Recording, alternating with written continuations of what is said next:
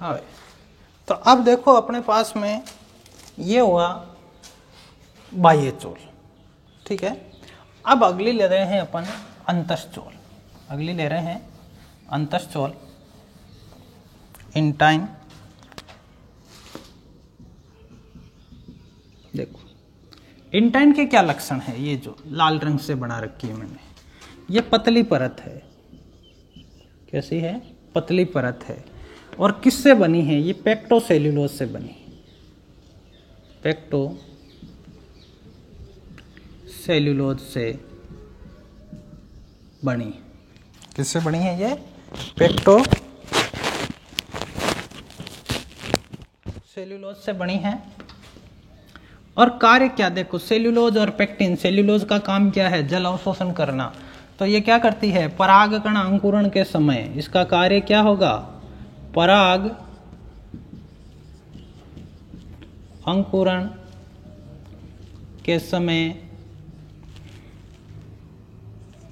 यह जल अवशोषण करके फूलती है। और किससे? इन जनन छिद्रों से। जैसे ये अपने पास में जनन छिद्र है, तो इस जनन छिद्र से ये क्या करती है? एक पतली नलिका के रूप में बाहर आती है, ठीक है, जिसे क्या बोलते हैं? पराग नलिका। इस नलिका को क्या बोलेंगे अपन? पराग नलिका कहते हैं। पॉइंट्स नोटेट कर लोगे, ठीक है। तो ये पोलन ट्यूब बनाने का काम करती है, ठीक है। तो ये हो गई दूसरी झिल्ली, ठीक है। अब इसके बाद में अगली चीज लेते हैं इनकी कोशिकाएं। कोशिकाओं के बारे में हमने पढ़ रखा है, ठीक है। पहली जो कोशिका है इसकी वो है बड़ी वाली कायिक सेल, ठीक है ना। लक्षण क्या हो जाएंगे? ये बड़ी सेल है, इसका केंद्रक अनियमित आकृति का होता है। केंद्र कैसा होता है? अनियमित आकृति का होता है, बड़ा होता है, इसमें कोशिकांग ज़्यादा होते हैं, ठीक है ना। और पराग नलिका के अंदर ये जो कायिक केंद्रक है वो पराग नलिका की दिशा का निर्धारण करता है, ठीक है। दूसरी कोशिका है जनन कोशिका। ये छोटी कोशिका है परागकण में पाई जाने वाली। इसका केंद्रक है वो कैसा होता है? तर्कुरूपी होता है, तर्कुरूपी कह दें, हंसियाकार कह दें, ठीक है। और इस कोशिका में कोशिकांग है वो कम होता है। और अब जनन कोशिका, इस जनन कोशिका का केंद्रक है वो क्या कहलाता है? जनन केंद्रक कहलाता है। क्या कहलाता है? जनन केंद्रक कहलाता है। ये जनन केंद्रक ये है किसमें? जब परागकण का अंकुरण होता है तो पराग नलिका के अंदर, किसमें?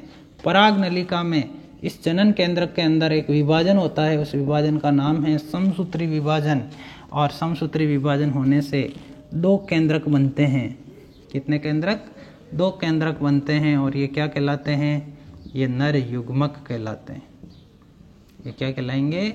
नर युग्मक कहलाएंगे। ये फर्स्ट नर युग्मक और ये सेकंड नर युग्मक कहलाएंगे। ये कार्य कहाँ होगा? इस पराग नलिका में होगा। ये पराग नलिका, अब ये बाहर निकली हुई पराग नलिका कहाँ है? ये बाहर निकली हुई ये पराग नलिका की ये जो स्थिति है ये इतनी अंदर गई है, तो ये किसमें है? वर्तिका में। किसमें है? वर्तिका में। मतलब ऐसे नहीं है कि परागकण अंकुरण हो गए और पराग नलिका बाहर ही चलेगी, नहीं। परागकण अंकुरित होते ही पराग नलिका क्या करती है? घूम करके किधर चली जाती है? वर्तिकाग्र से होते हुए वर्तिका में चली जाती है और अंडाशय की तरफ गमन करने लग जाती है। अब यहाँ कुछ टर्म्स है, जैसे परागण विज्ञान, पैलिनोलॉजी। पहली टर्म्स क्या है? परागण विज्ञान या पैलिनोलॉजी। पराग कणों के अंकुरण अध्ययन का विज्ञान है। विज्ञान की वह शाखा जो किसका अध्ययन करती है? पराग कणों का अध्ययन करती है। किसका अध्ययन करती है? पराग कणों का अध्ययन करती है। वो क्या कहलाती है? परागण विज्ञान कहलाती है। तो ये हुई भाई हमारे पास में परागकण की संरचना। तो परागकण कैसा है, यहाँ और बात कर लें, ये परागकण कैसा है। ये परागकण पहली चीज द्विकोशिकीय है। अच्छा पॉइंट। परागकण कैसे होते हैं, सामान्यतः द्विकोशिकीय होते हैं। और गुणसूत्रों के आधार पर परागकण कैसे होते हैं, अगुणित होते हैं। ठीक है। और इसके अंदर हमने एक चीज देखी, अभी हमने पढ़ा कि जनन केंद्र के विभाजन से क्या बनते हैं, दो नर युग्मक बनते हैं। तो आवर्तबीजी पादपों के नर युग्मक कैसे होते हैं, जो आवर्तबीजी पादप हैं उनके जो नर युग्मक है वो कैसे होते हैं, अचल होते हैं। कैसे होते हैं, अचल होते हैं। बहुत अच्छा प्रश्न है। अचल है तभी तो उसको लेकर के पराग नलिका जा रही है। बहुत ट्रिक्स ध्यान रखना। अचल है इसीलिए तो पराग नलिका को चलना पड़ रहा है। अगर चल होते तो फिर ये युग्मक खुद ही चले जाते, पराग नलिका को जाने की कहाँ आवश्यकता है। ठीक है। अब इसके बाद में अगला जो टॉपिक अपन ले रहे हैं वो है नर युग्मकोद्भिद का विकास। ठीक है। अगला जो इसमें ले रहे हैं वो है नर युग्मकोद्भिद का विकास। देखो भाई, नर युग्मकोद्भिद के विकास में ऐसा है कि जैसे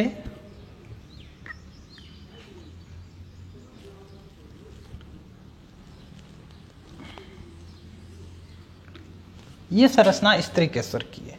ठीक है। और इस संरचना पर जैसे ही परागकण आया, कौन आया, परागकण आया, यहां पर एक क्रिया होती है, उस क्रिया का नाम है पोलन पिस्टल इंटरेक्शन, पराग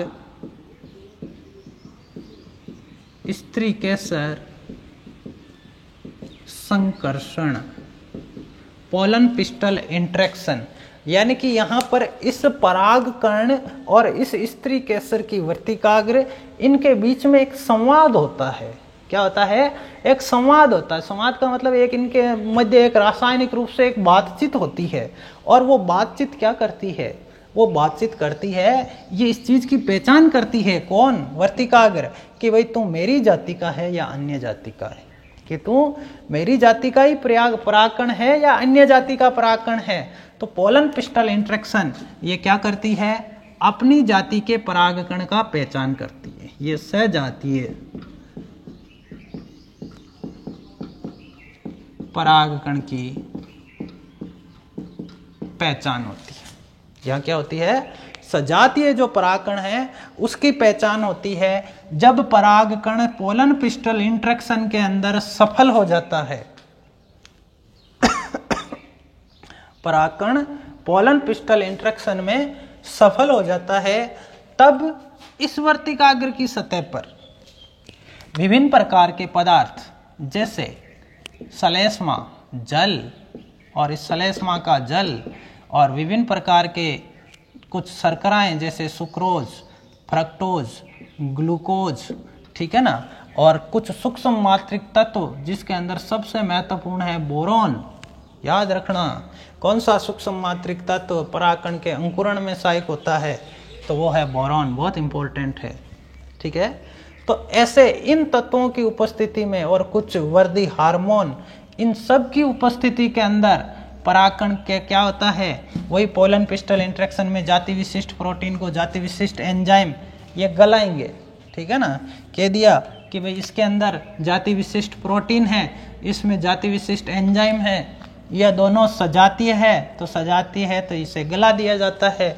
गला दिया जाता है तो यहाँ से इसका अंकुरण होगा और एक पराग नलिका निकलेगी। क्या निकलेगी, पराग नलिका निकलेगी, और ये पराग नलिका निकल करके किस में चली जाती है, इस वर्तिका में चली जाती है। ठीक है ना। अब इस चीज को हम पढ़ेंगे इसमें नर युग्मकोद्भिद के विकास में, नर युग्मकोद्भिद के विकास में हम इस चीज को पढ़ने जा रहे हैं।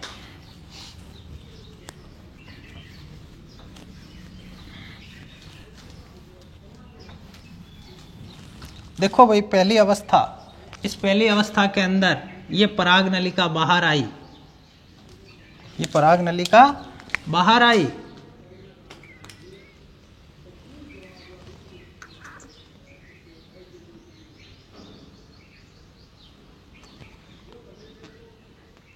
ठीक है। और इस पराग नलिका के अंदर अब देखो सबसे पहले इसका कायिक केंद्र कहा जाता है। सबसे पहले इसका क्या आ जाता है? कायिक केंद्र कहा जाता है। ये आगे कायिक केंद्रक। उसके बाद में इसका जनन केंद्र कहा जाता है। कहाँ? यहां तर्करूपी है तो हम तर्करूपी बना दें। ये कौन सा है? जनन केंद्रक। ठीक है। और इसका जितना भी कोशिका द्रव्य है वो पूरा का पूरा किस में आ जाता है? इस ट्यूब में आ जाता है। और ट्यूब में आने के बाद में यहाँ एक पलग लग जाता है, एक पट बन जाता है। ये पट क्या करता है? इन पदार्थों को वापस इस परागकण में जाने से रोकता है। और रोकता है तो ये इस समय ये परागकण क्या हो गया? यहाँ खाली हो गया। ठीक है। अब ये संरचना अब किस में है? वर्तिका में है। किस में है? ये वर्तिका में। अब वर्तिका में जैसे ही आए तो इस जनन केंद्र के अंदर क्या होगा? पहला डायग्राम देखो, पहला डायग्राम जो पहले परागकण का है वो बनेगा। दूसरा डायग्राम ये बनेगा जिसमें एक कायिक केंद्रक और दूसरा जनन केंद्रक है। दूसरा डायग्राम बना लोगे, ठीक है ना। ये वो पहला ए, पहले वाला। अब ये दूसरा डायग्राम बे। अब इसमें इतना ऑर्नामेंटल करने की जरूरत नहीं है, ये ऐसे ही बना लेना, ठीक है ना। ये ऐसे ही, ठीक है ना, ये इस तरह से, ठीक है। और फिर तीसरे डायग्राम में अब मैंने आपको बताया था कि ये जनन केंद्रक में क्या होता है? समसूत्री विभाजन होता है। तो समसूत्री विभाजन होता है तो इस जनन केंद्रक से, एक जनन केंद्रक से क्या बन जाएंगे? दो नर युग्मक बन जाएंगे। ये क्या बन जाएंगे? नर युग्मक बन जाएंगे। नर युग्मक सेकंड और ये नर युग्मक फर्स्ट, दो नर युग्मक बन गए। तो ये जो संरचना है ये एक अंकुरित परागकण है। ये क्या है? एक अंकुरित परागकण है। और इस परागकण, ये परागकण किसको धारण कर रहा है? युग्मक को, ठीक है ना। तो युग्मकोद्भिद शब्द का अर्थ क्या है? युग्मक को धारण करने वाली संरचना। युग्मकोद्भिद शब्द का अर्थ क्या है? जो युग्मक को धारण करने वाली स्ट्रक्चर। तो ये संरचना इन युग्मकों को धारण कर रही है ना, तो ये युग्मकोद्भिद हो गया। अब ये युग्मक कैसे हैं? नर युग्मक हैं। तो इसलिए ये युग्मकोद्भिद कैसा हो गया? ये नर युग्मकोद्भिद हो गया। तो नर युग्मकोद्भिद का अर्थ, दूसरा अर्थ क्या कह सकते हैं? अंकुरित परागकण को क्या कहते हैं? नर युग्मकोद्भिद कहते हैं। यह एक अगली लाइन, ठीक है ना। चल भाई, क्यों नहीं चलता है तू? अंकुरित परागकण